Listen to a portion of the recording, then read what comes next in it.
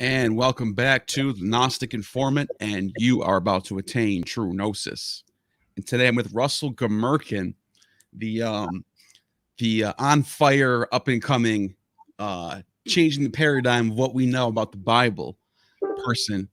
And yeah, man. So I just been reading through your stuff and looking into this stuff as well, and it makes a lot of sense. I'm not sure that. I don't know. I want to learn more about it. That's basically. I was gonna say. I'm not sure if I'm sold on it completely, but I'm definitely interested in it. And the more I look into it, the more my eyebrow starts to raise. Is like he's onto something here. And so I want to start it off by educating the people on some of these Genesis myths, some of these theogonies, and maybe we can discuss what was happening around the time of the 3rd century, 4th century BCE with syncretism and all this new world, and Alexander the Great just turned the world on its head, and now everything's different. Greeks are now in charge. Persians are out. So let's start there. I want to start with the Genesis of the Bible. Now, if you watch my episode I did with this is a screenshot, just easy to see.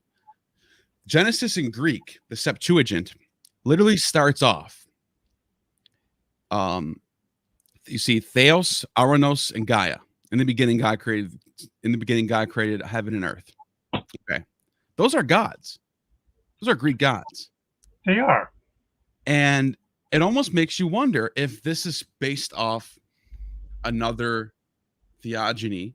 And the reason why I say that, because we have other theogonies. There's not just one. Hesiod's not the only person who wrote a theogony. First, I'll show you Hesiod. Okay. This is Hesiod's theogony. And but he has a long prelude to this. So he's like, oh, get the muses and all the people together. Everybody gather around. We're going to tell you a story. So he doesn't just start off like the way Genesis does. But when he actually gets into the nitty gritty, it starts off with Gaia, firstborn, equal to Aranos, and then everything else comes after that. It's the same, pretty much. It's the same sequence of how it all begins. So let me just show you guys. Yeah, first of all, chaos came into being. Yeah. Then Gaia, broad-chested, also the unshakable seed of the immortals.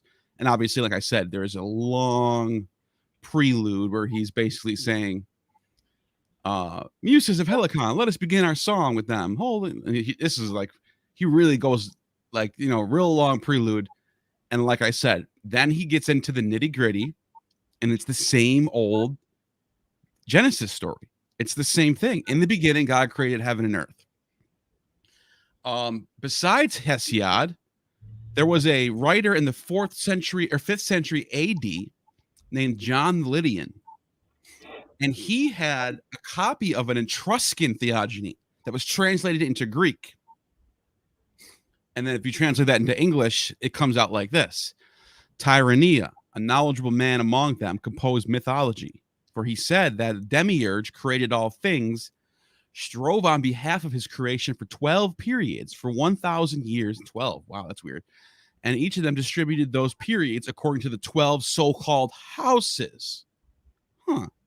And this is Etruscan, so this is going back to like, who knows? This could go back to 700s BCE for all we know. In the first period of 1,000 years, he made heaven and earth. All of it lines up. In the second, he made the firmament manifest, calling it heaven. In the third, he made the sea and all the waters in the earth. In the fourth, he made the great lights of the sun. You get the picture. It's the same old story. Yeah, it is. And this was translated into Greek from an Etruscan language before they lost the ability to translate Etruscan. This is like old. And John the Lydian was bringing this back into the forefront in the Middle Ages. Yeah, it's just possible, since John of Lydus was, he was a Christian theologian. He might be adapting his source material a little bit towards Genesis. I don't know, but I'm going to look into that further, because that's a very striking parallels, set of parallels that he has. Yeah, and that's why I wanted to bring it up to you, because that's obviously a possibility. I can't read Etruscan. So I don't know. I can't confirm this. So yeah, that's something I think that you should look into, because I know this is where you're at the forefront of. Well, John of Lycis he's an obscure source, so I don't think I've read his treatise in the original. So I think this one slipped by me somewhat. I've seen references to the Etruscan cosmogony, but I think this is the first time I've seen the actual text, so that's cool. Yeah, I think it's interesting how they call themselves the Tyrrhenia, because that's like the original name of the Etruscans, because they're apparently from that part of the Tyrrhenia, which was like Asia Minor, I think. Yeah. And there's another thing I want to bring to your attention before we get into what you've uncovered in your research. I came across letters between Origen and Julius Africanus, and they're talking about Daniel, and it's funny because I've done episodes on Daniel being a forgery, but even Christian theologians themselves were admitting it was a forgery long before any of us came along. So here's the first letter from Julius Africanus. He says, "Greeting, Lord and Son, most worthy Origen, from Africanus. In your sacred discussion with Agnomon, you referred to the prophecy of Daniel, which is related to your youth." All right, now just to spare us some time, if you jump down a little bit, he says, he placed them apart and asked them severally for committing adultery. When one said, "Under the palm tree, Prenos," he answered that the angel who saw him asunder pre-see him, and in a similar fashion mentioned other who said, "Under a mastic tree, Skinos," with being rent asunder, Stistiani. Now, in Greek, this happens to have a home tree, saw asunder, and rend and mastic tree sound alike. But in Hebrew, they are quite distinct. And so he's saying that this is a Greek book. And then Origen's response is even better. He says, he says, I'm trying to find this. For they had no need to go begging for words, since they're their own truth. But this quotes the innocent. Wait, is this the right one? Oh, this is the one. I'm sorry. So this is his response. He says, in the speaking of the prophets, and when they suffered, says, they were stoned when they were sawn asunder, they were slain with the sword, to whom I add sawn asunder. For an old idiom, not peculiar to Hebrew, but also found in Greek, in Greek, sorry. This is said in the plural, although it refers to one person. Now we know very well tradition that Esias, the prophet, was sawn asunder. So he's saying that these are Greek idioms that you can't. It could only be translated one way, Greek to Hebrew, because the language is Greek. Now this is just Daniel, but I'm wondering if there's any of this going on anywhere else, and maybe you have found something like this, where there's Greek things that are translated into Hebrew, yes, and in an idiosyncratic way. Yeah, because I think the only way to really find out what's the truth here is to really go look at language. That is, that's an important aspect for seeing if between two parallel texts, to see which one is the original and which one is the translation.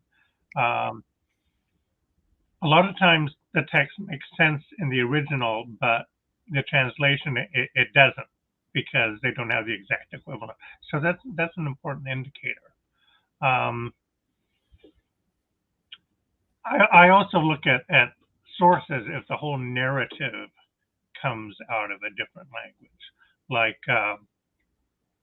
for instance, recently I ran across a new Greek passage from I think Telemachus, the poet, in 3rd century BC Alexandria. He was the head honcho. He was like they have a title for it. I forgot what it was, but he was in charge of the library.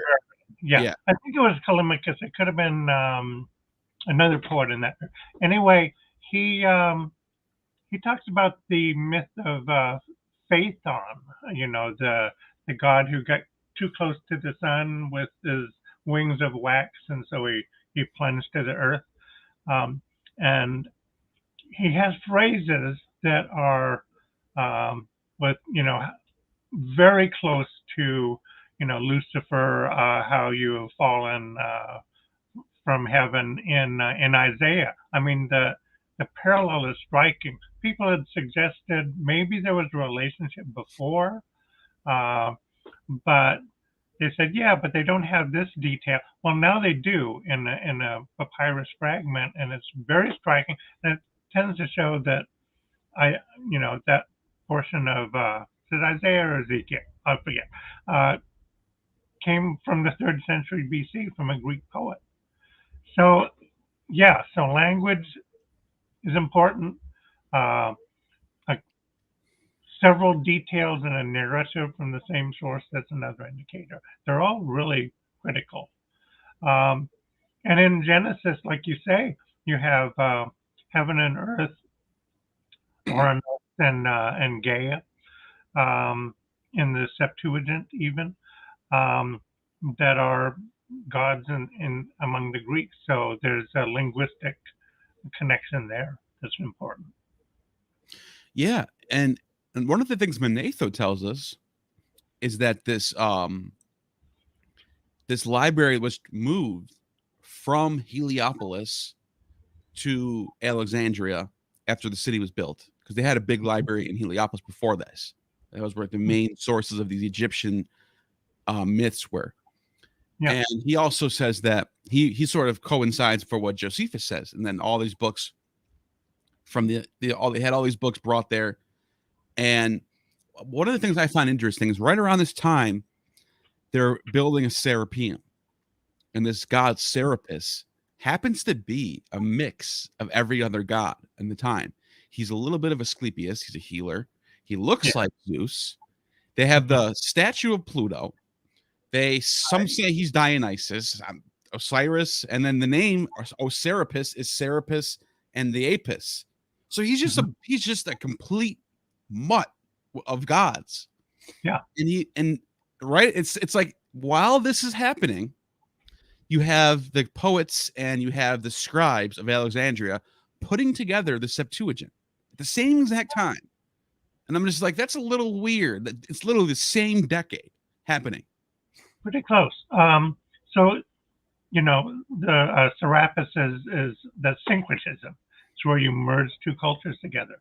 The Ptolemies as rulers were kind of syncretistic as people, because they were kings, they were Greek kings, but they presented themselves as Egyptian pharaohs. Right. And in some of the Egyptian inscriptions, they use language that is very similar from traditional Egyptian, language that they use towards their pharaohs. Ptolemy Philadelphus, he married his sister because he was adopting an Egyptian custom, because a lot of the pharaohs did that. So they were consciously trying to marry their new foreign Greek culture with the long-standing existing Egyptian culture. And it was a very conscious policy. I think Alexander the Great started it when he was in his campaigns from Babylon and points east. He mixed Persian and Greek culture.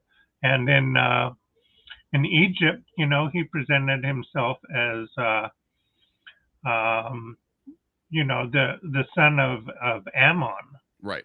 Ram god. So you have pictures of Alexander with these ram horns on the Greek coins. So they're consciously mixing cultures to make the Greek rule more palatable among the subject population. Yeah. So is that what a lamb is? A son of a ram? What a ram? Is that a completely different animal? A lamb and a ram? Yeah, a lamb is female, and a ram is the male. So Alexander, the ram has the horns, and So Alexander could be like You didn't considered grow a up on lamb a of farm God. like me.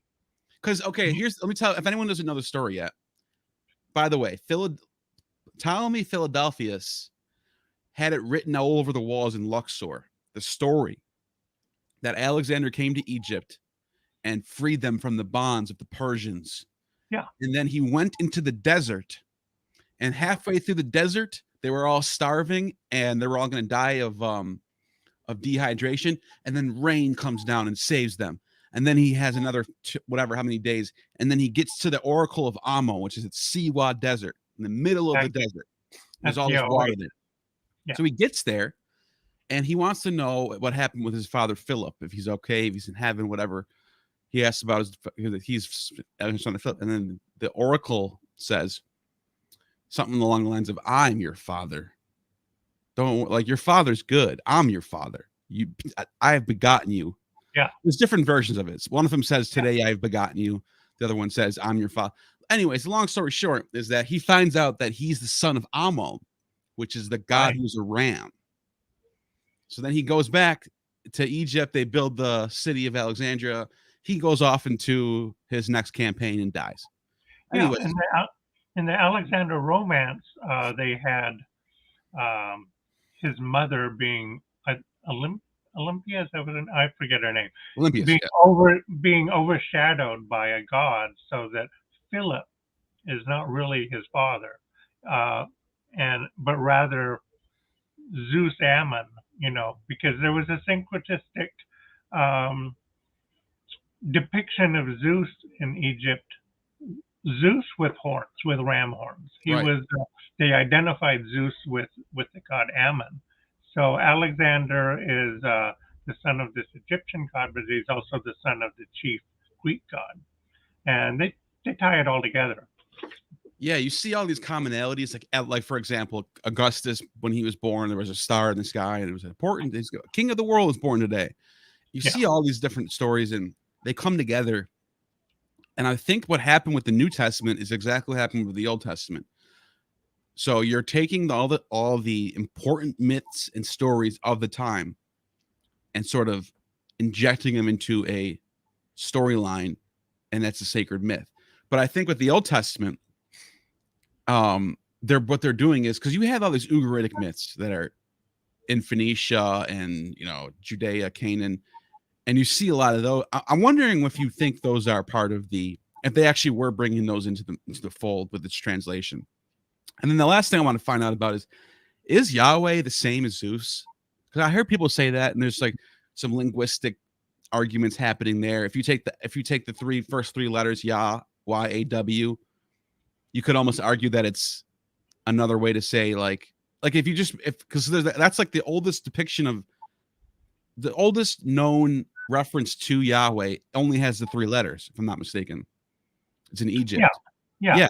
So that if you just take it by that, you can almost argue that that's almost another translation of the name Zeus. I don't know about that so much, but there are some of the early Jewish figures like Aristobulus in 150 BC. They were completely comfortable identifying Yahweh with Zeus. Yeah, I think Philo said the same thing. Yeah, Philo, the same thing.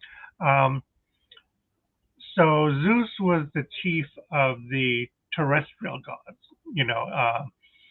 There were bunches and bunches of Greek gods and goddesses, and he was the head one. He was like the first among equals.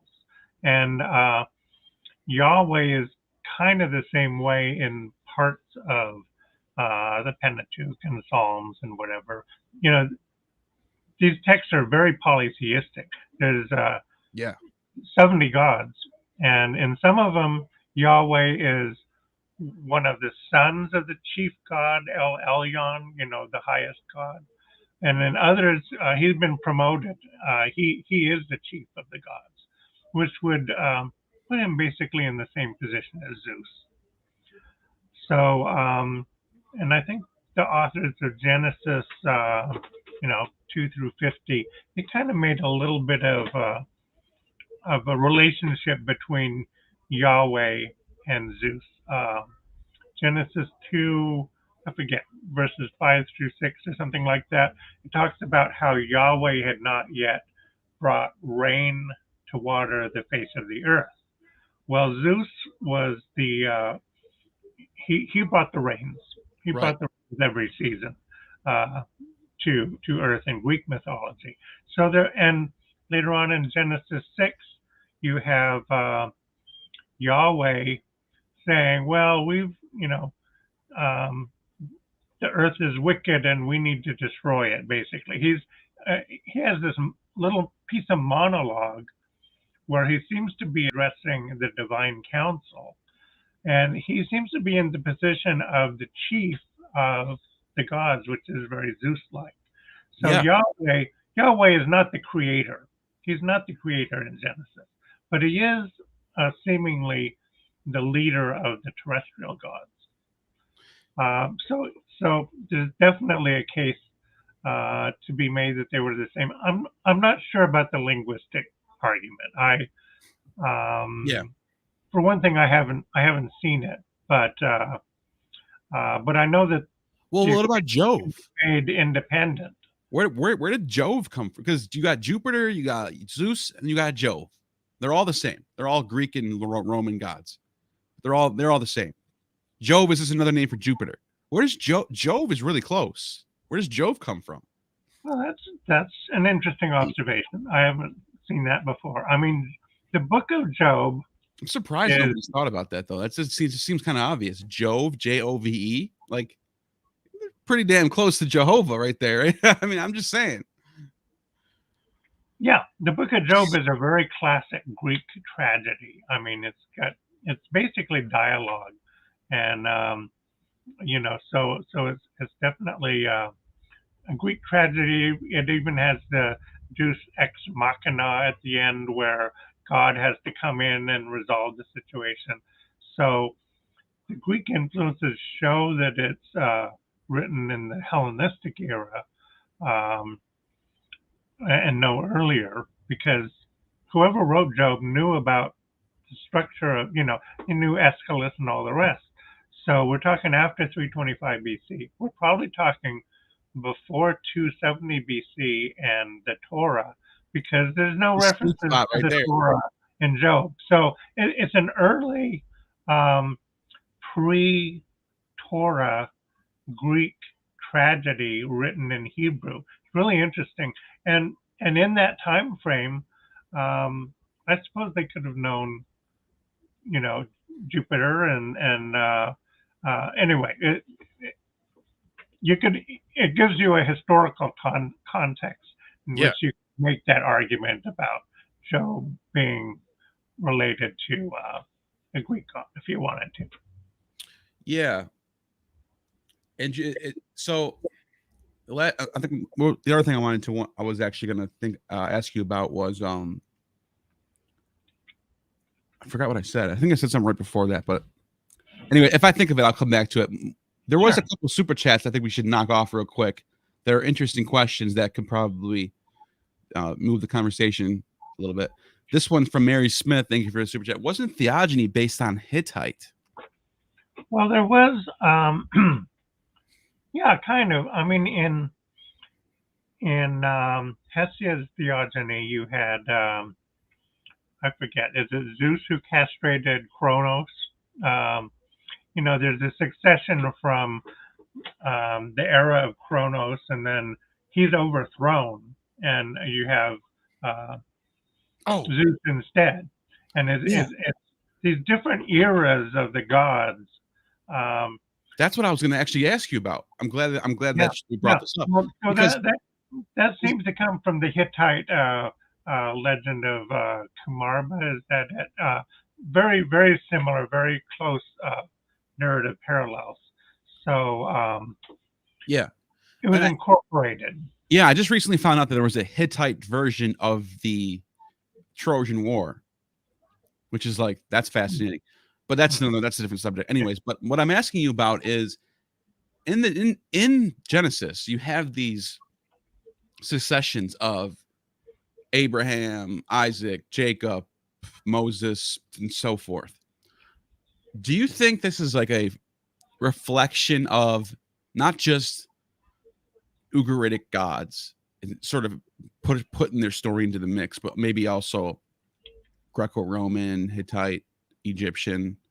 What do you think about these stories? Like, I'm curious to know, because it doesn't seem like they're really. I don't know any parallels too much about these stories in the Greek world, unless you do. Well, to some extent, yeah, and I'll talk about it. First off, though, let's talk about theogonies and early Genesis. Yeah. So Genesis 1 verse 1, God began to create the heavens and the earth.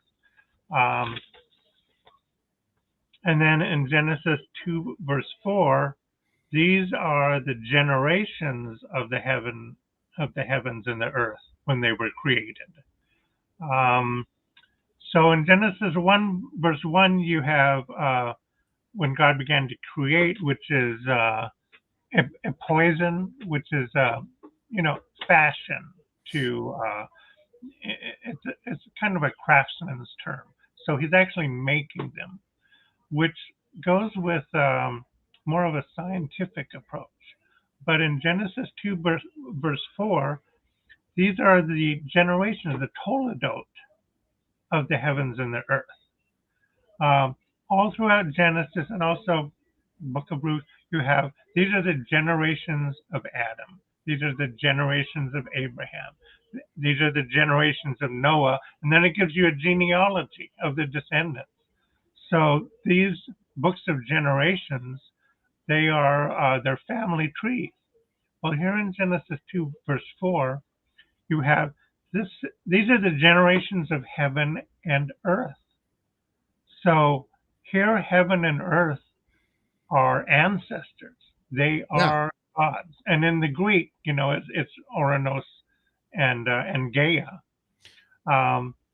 So that's very explicitly a language that points to a genealogical structure among the gods, which is a theogony, but just like Hesiod. So you actually have two different versions going on in Genesis. In Genesis 1 verse 1, you have that heaven and earth are fashioned by Elohim. And then in 2 verse 4, it's more of a biological thing. And it's the same. This is a very important point from Plato's Timaeus. He did the same thing. His first creation account had the demiurge, who is this eternal creator god living in the eternal realm of being. He fashions everything. He's a craftsman. He's an artist. He takes chaos, this chaotic mixture of primordial elements that he finds, and he brings order to it, like an artist working with raw materials. And what does he do? He fashions heaven and earth, and puts the stars in the sky, and the sun and the moon, and all of those things. So it's a little bit mythological, but it's also scientific. He's fashioning things. Then around where is it? Timaeus 41 or 42 or something like that. He starts a second creation account, which is pure mythology. You're talking about theogony? I'm just wondering what you're saying. I just missed what you said. What did you say? Oh, you're talking about Plato. Yeah, Plato. Okay, sorry. We're talking Plato's Timaeus. Yeah. Okay. So in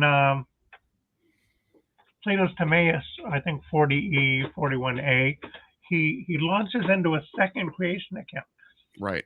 The first one, the scientific one, where God creates the perfect cosmos, there's a problem for Plato because not all of the universe is perfect. Not all of the universe is eternal. Life is mortal, and humans can be wicked. So he could not allow his eternal God, his monotheistic God of creation, to fashion mortal life. That was out of the question for Plato, because that would make his God culpable, and his eternal God was pure goodness. So he launches into this second creation account where he says, this eternal demiurge, he had a bunch of sons and daughters, the regular Greek gods. In fact, let me read that to you. Sure. Starting in Timaeus 40d, concerning the other divinities besides the stars in the sky, to discover and declare their origin is too great a task for us, and we must trust to those who have declared it before, they being, as they affirm, descendants of gods, and knowing well, no doubt, who their ancestors were. He's being sarcastic here. Yeah. Some of the Greeks said they were descended from the gods. So he says, it is, as I say, impossible to disbelieve that the children of the gods, we can't disbelieve these descendants of the gods, even though their statements lack either probable or necessary demonstration.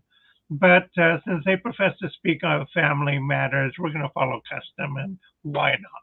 We're going to believe them.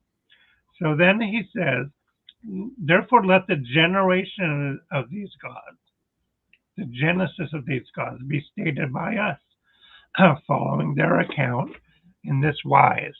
Of Ge and Ouranos, Right, earth and heaven, they were born the children Oceanus and Tethys, and all the rest, and all their brethren.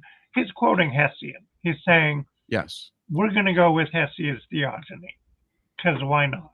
Right. So he's this eternal God has all these sons and daughters. They're called the younger gods. And he delegates to them the task of creating mortal life. And so it's this whole second creation account where they put souls in human flesh and all of that. It's the same in early Genesis. Genesis 1, you have Elohim, the eternal creator. He creates the cosmos and is perfect, just like in Timaeus. And in Genesis 2 and 3, you have Yahweh, who's one of these lesser terrestrial gods running around on Earth, and he creates Adam and Eve and mortal life.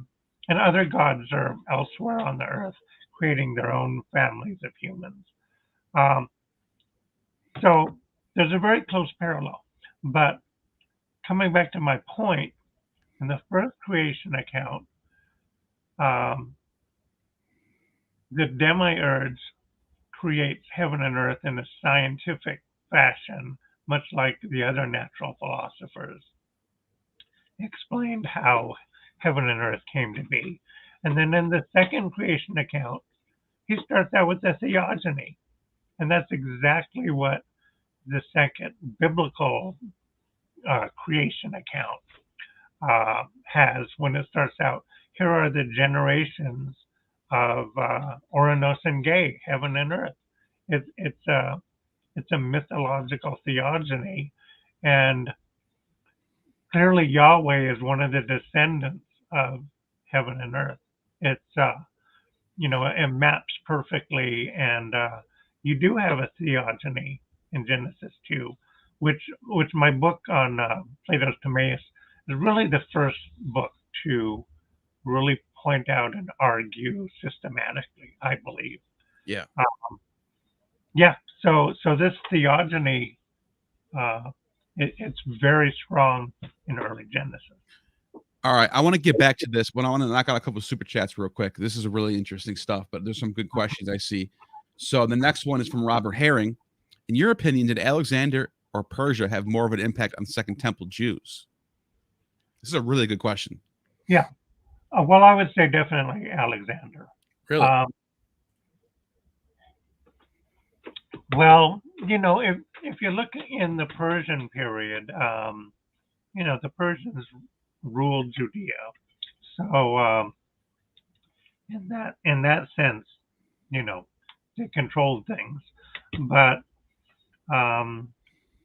in terms of the religion and biblical culture and all of that, I think you see a lot more Greek influence than Persian. A lot of people say that the Jews got monotheism from the Persians. They say Ahura Mazda was monotheistic, so on and so forth. But no, that's not really true. It's henotheism, where Ahura Mazda, the Persian god, He's not even all powerful. He's only one. He's just as powerful as Engramanu. They're two opposing forces. It's a duelist. Yeah. The good and the evil gods at war with one another. That's why I get so confused when people say it's the monotheistic religion. Like, really, Mithra's the mediator. They have all types. They have like 7 different gods.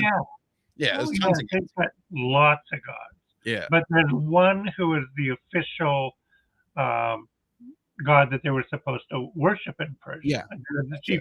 So it's kind of monolatry, just the same way as in the Pentateuch. You have 70 gods, but you're only supposed to worship Yahweh. But now the Persians did influence Jewish religion in this respect, dualism. Yeah. In Genesis, you don't have dualism. In Plato, you don't have dualism. All the gods are good. They all get along together. There's no strife. They play nice. And wickedness, evil, is a purely terrestrial human thing. The gods aren't responsible for human wickedness. Humans are. That was Plato's theological argument, or philosophical, whatever. But already in Exodus through Joshua, you have it divided up between Yahweh, the one good God, versus all of the other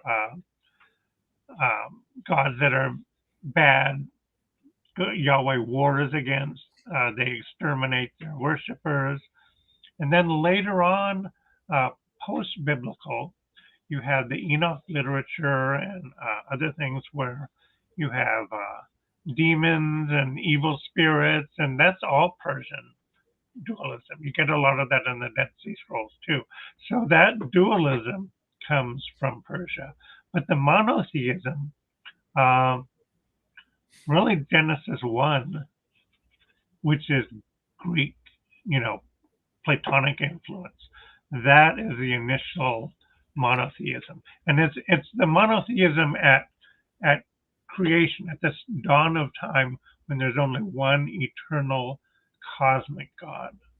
Down on earth, there's a bunch of polytheistic gods. Once the eternal God creates heaven and earth, then you have bunches.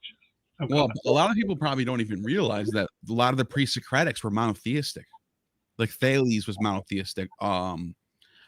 There's a bunch of them actually. I can't think of them right now, but going through them, if you start going through the pre-Socratics, you'll see like quite a few of them. Quite a bunch of them are basically just like there's one source, one monad. It's a Pythagorean mindset, actually. I think. Yeah. Well, Pythagoras, or attributed to Pythagoras, whoever wrote this, whoever, it's attributed to Pythagoras that there's a monad, and then from the monad creates the dyad. The dyad splits, and then it becomes it's like a golden ratio, basically. Yeah.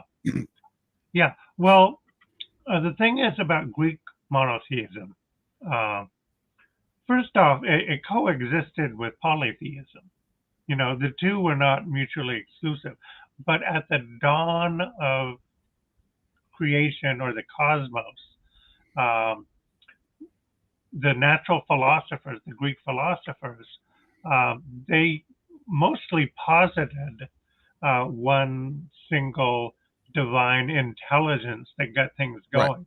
So at creation, I use the word creation because actually some of these Greek philosophers were creationists.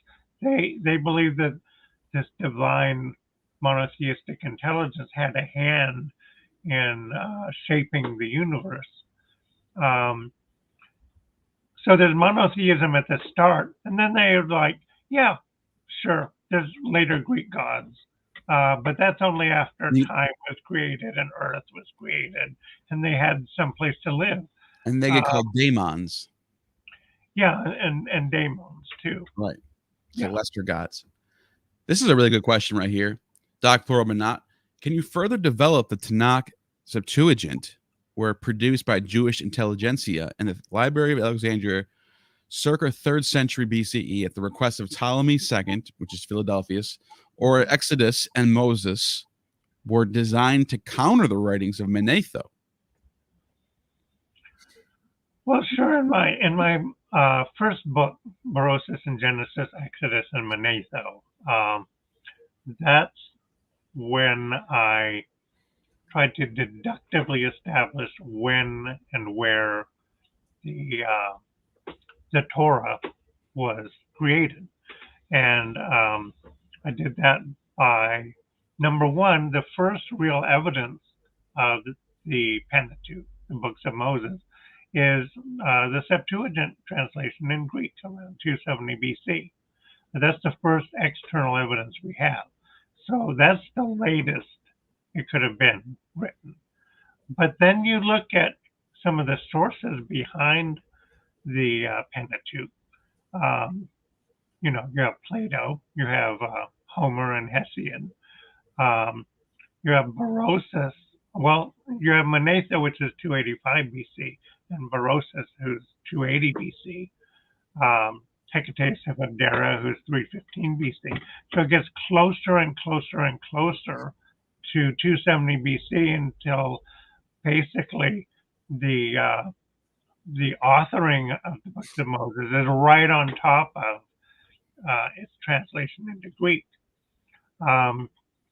And so in the letter of Aristeas, you have this tradition where there were 70 translators who came from Jerusalem to Alexandria to translate the books of Moses from Hebrew into Greek around 270 BC under Ptolemy Philadelphus.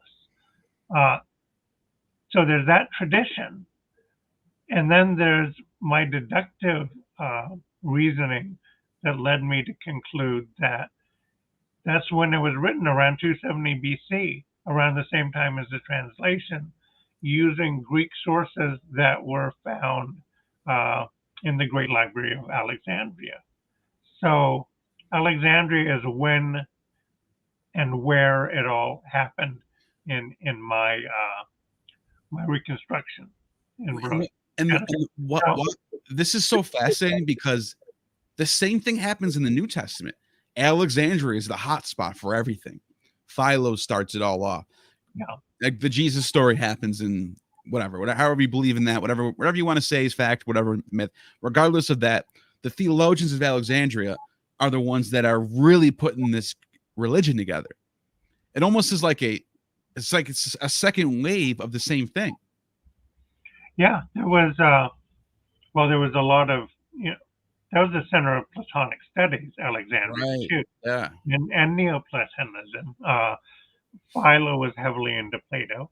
And then you have Clement of Alexandria and Origen. And, they were in Alexandria and they were using Philo. They inherited his library.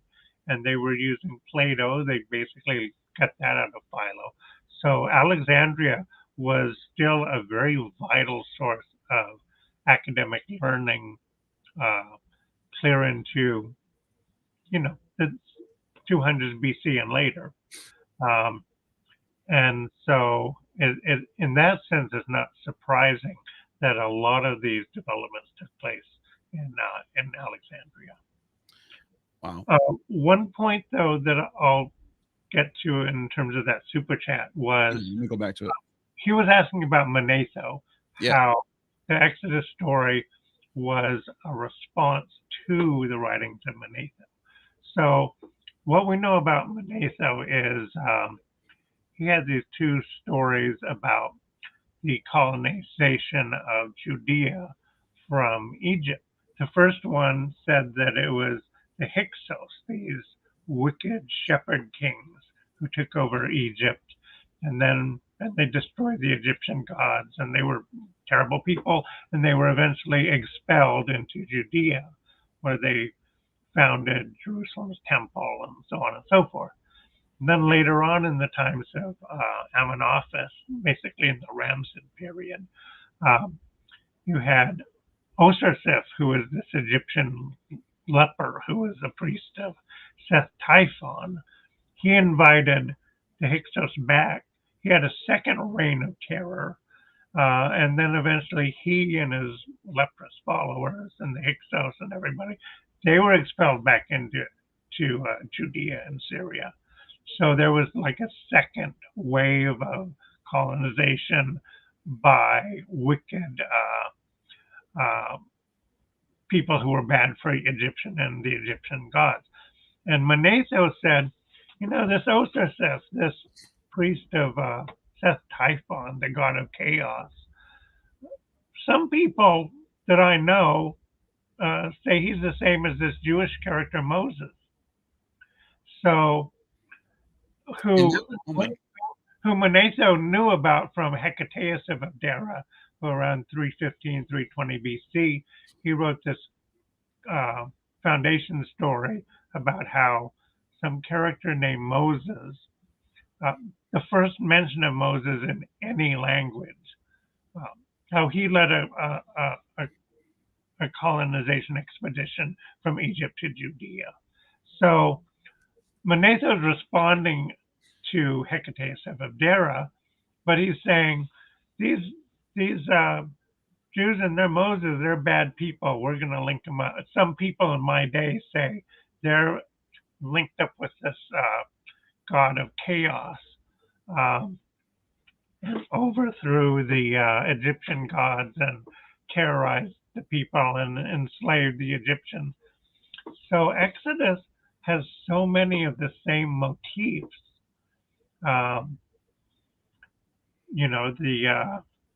The Jews as shepherds living in Egypt, this and that together, but they reverse a lot of it in defense against this anti-Semitic tradition coming out of Egypt. They said, we didn't enslave the Egyptians; they enslaved us, and there was terrible circumstances at the time that we came to Judea, but that's because the Egyptians, they were the villains and all this. So anyway, right. That's the basic story that I developed. It's interesting that they call him the priest of Typhon. Yeah. Because Typhon is actually another name for the god Set.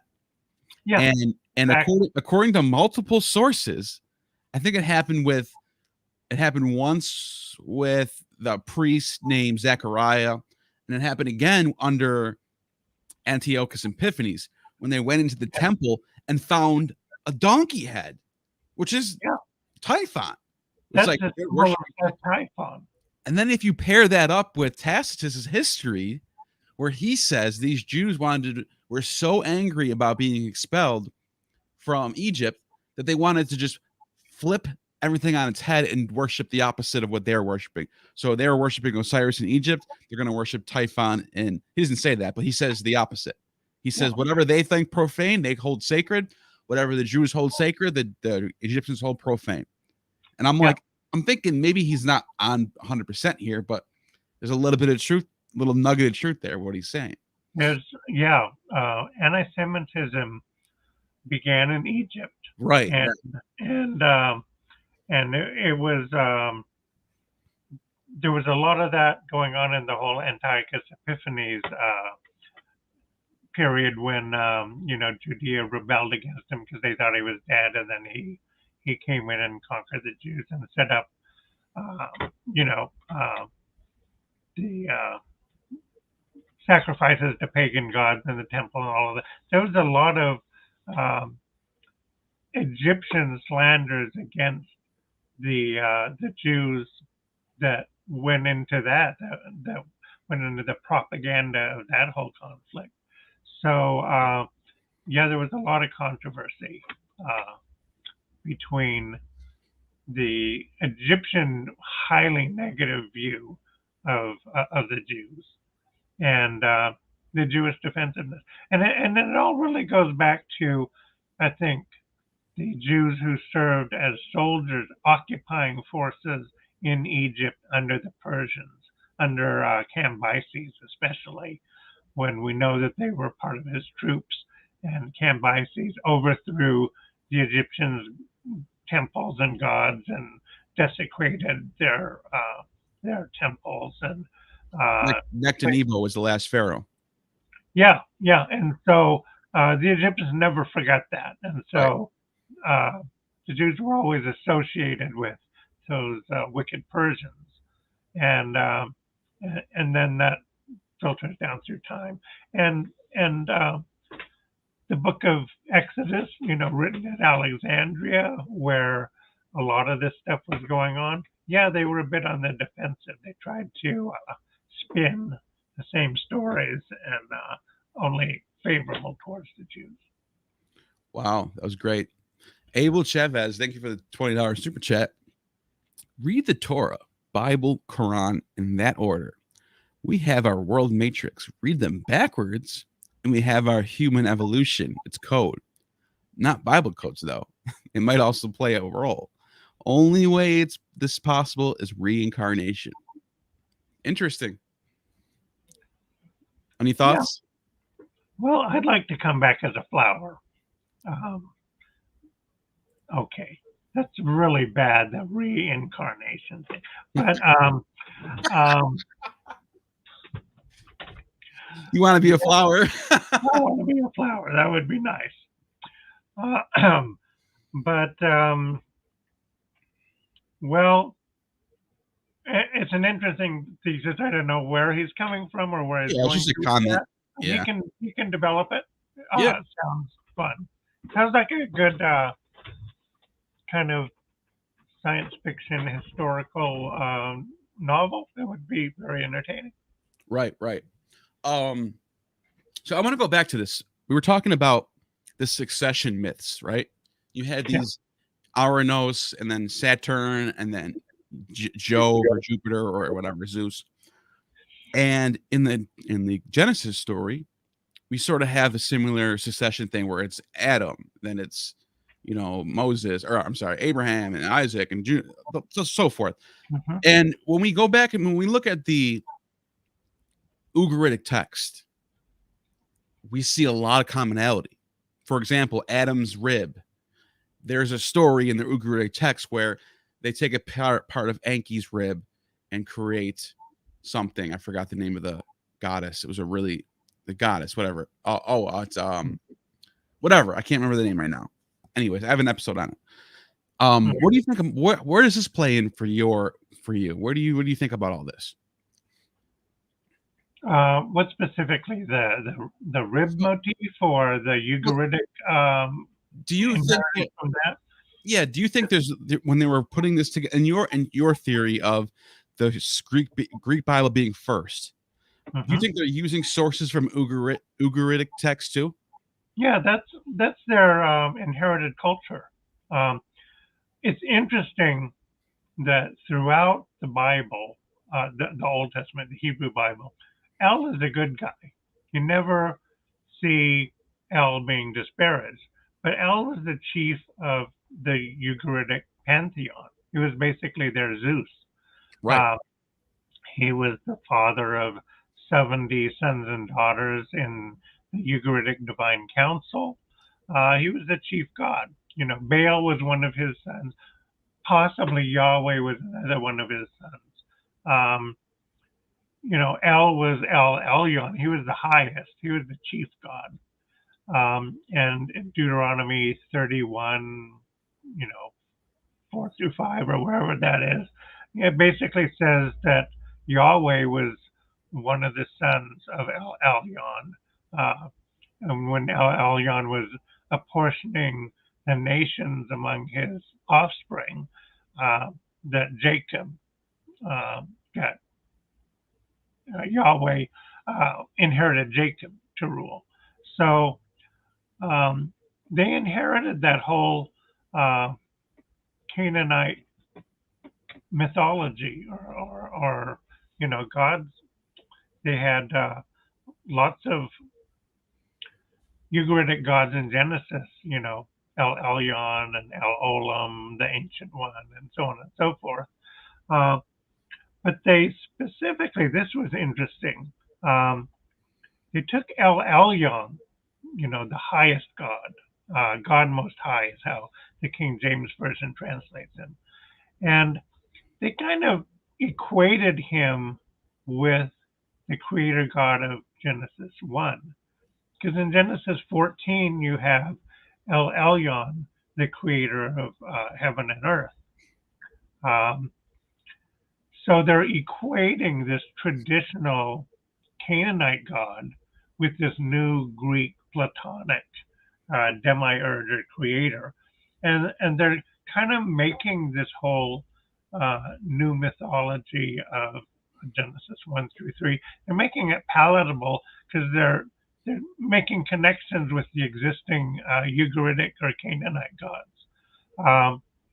Plato said that if you're going to have a successful new constitution and theocratic state, you have to convince everybody that their laws are ancient and divine and have never been changed since they were originally given to the people by the gods.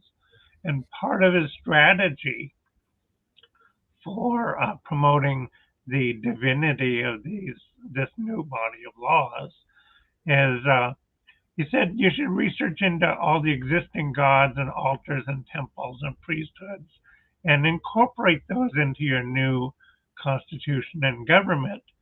And that way it'll kind of give an impression of hoary antiquity to your new government, because it's got all these connections to the older gods and the established religious institutions.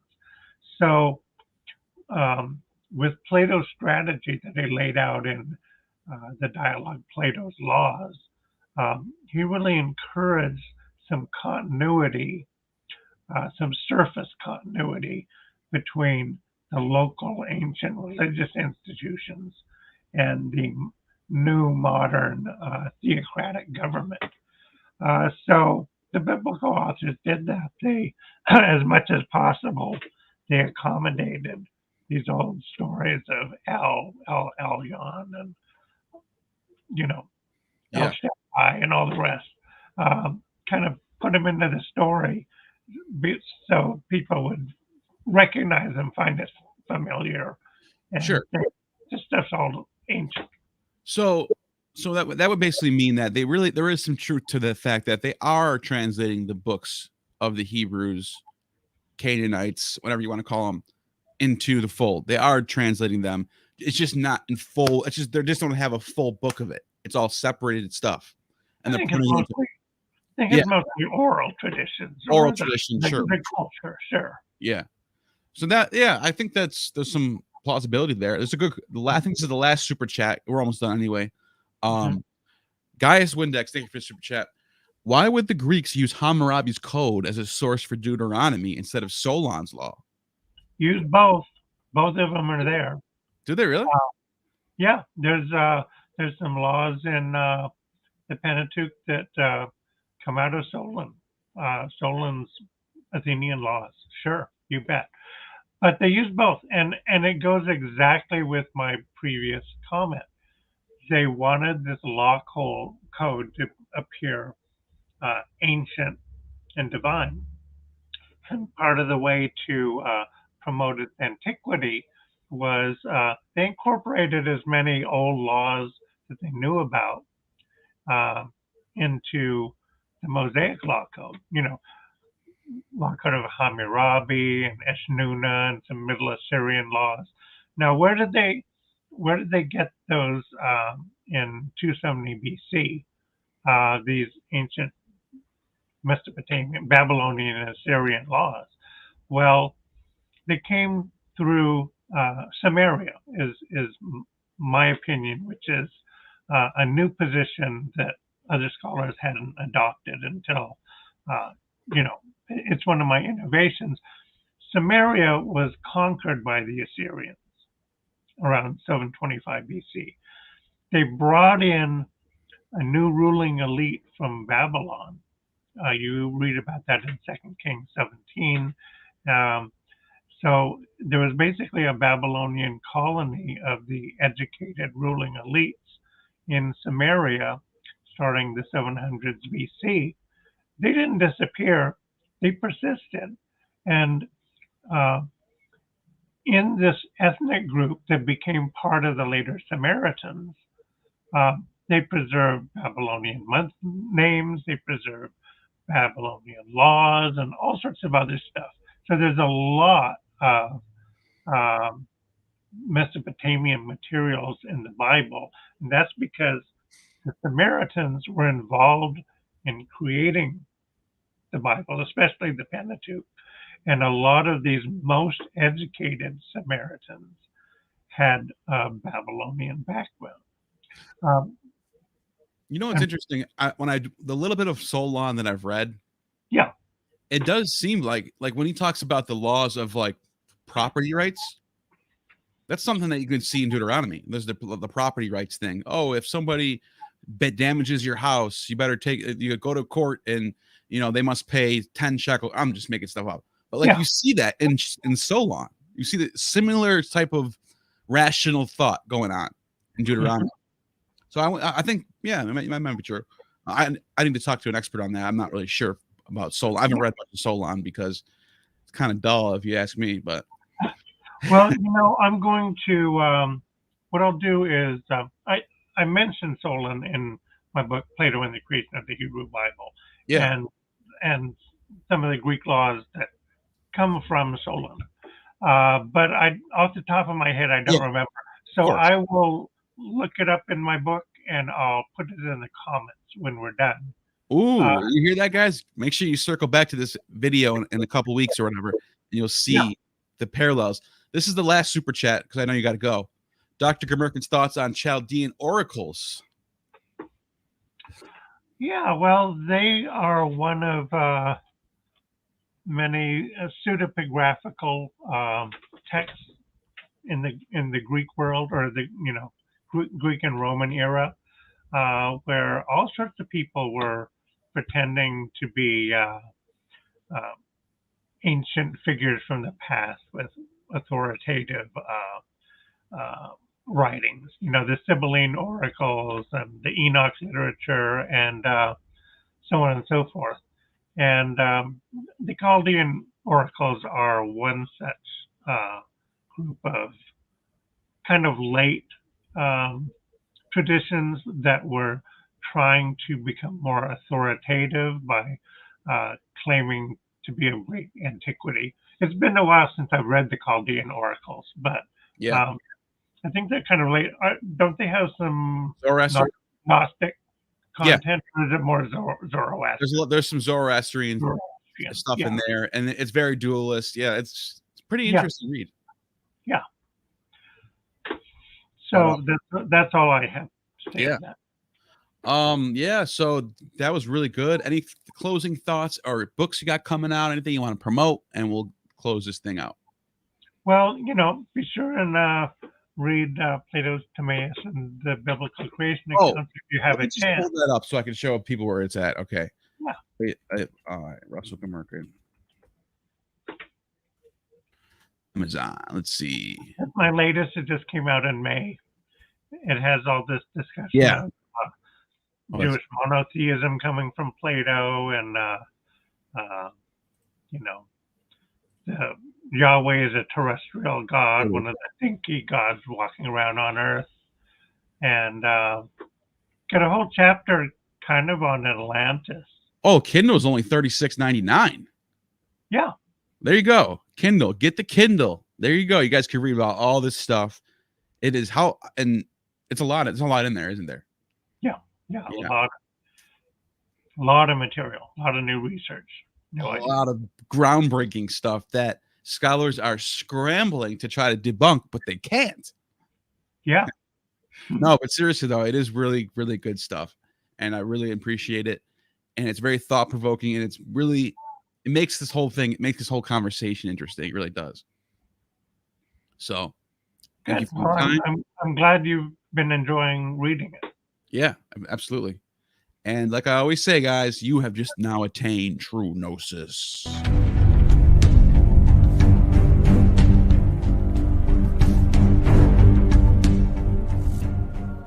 You have just attained true gnosis. The demiurge has no power over you.